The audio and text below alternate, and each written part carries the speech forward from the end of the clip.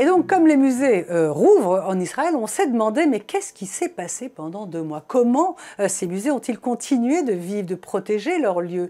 Et désormais, comment ils vont exposer leurs œuvres en se souciant du public, bien évidemment, mais sans récupérer l'art étranger, puisque les avions ne sont pas encore autorisés. Bref, Mathieu Winding a eu la chance d'être là, au bon endroit, au bon moment, au musée d'art de Tel Aviv et à celui de Herzliya. Image, Gil Kremer, montage, Michal Nevo.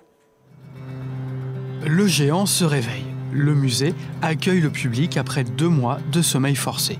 Cependant, la fermeture n'a pas signifié l'arrêt complet des activités.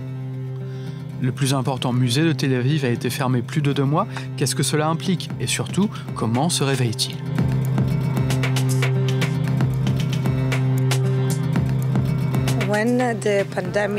Quand la pandémie a éclaté, nous avons dû réagir rapidement et mettre en sommeil une telle institution. Ce ne fut pas tâche facile. Une partie du personnel s'est retrouvée au chômage, mais il fallait assurer la maintenance du musée. Conserver, préserver nos œuvres d'art. Comme vous avez pu le voir dans les galeries, certaines œuvres ont été recouvertes.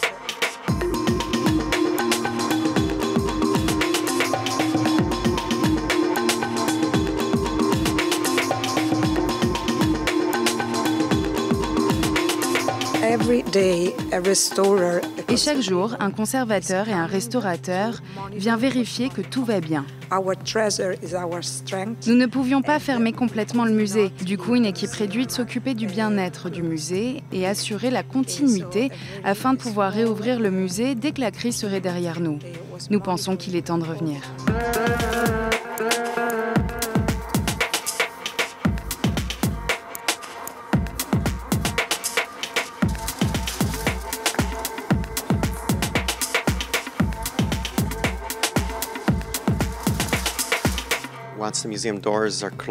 Quand le musée ferme ses portes, notre travail commence.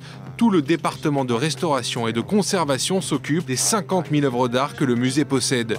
Le musée est comme un organisme vivant, les portes sont fermées, mais il faut s'occuper de l'art. Le musée n'expose que 5000 œuvres publiques, soit un peu moins de 10% de son fantastique potentiel.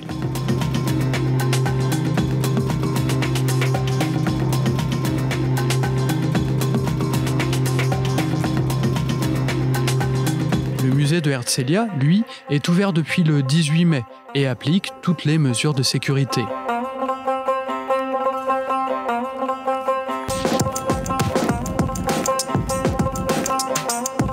Avec cette réouverture, on peut redécouvrir 2 artistes que l'on adore chez Culture, Michal Mamid-Vorka et Elie Shamir. Leurs expositions ont été brièvement ouvertes au public en mars.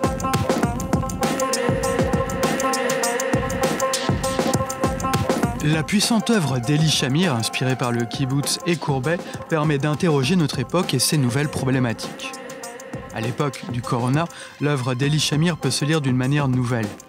Les idées écologiques ou les valeurs comme la solidarité résonnent de manière plus forte.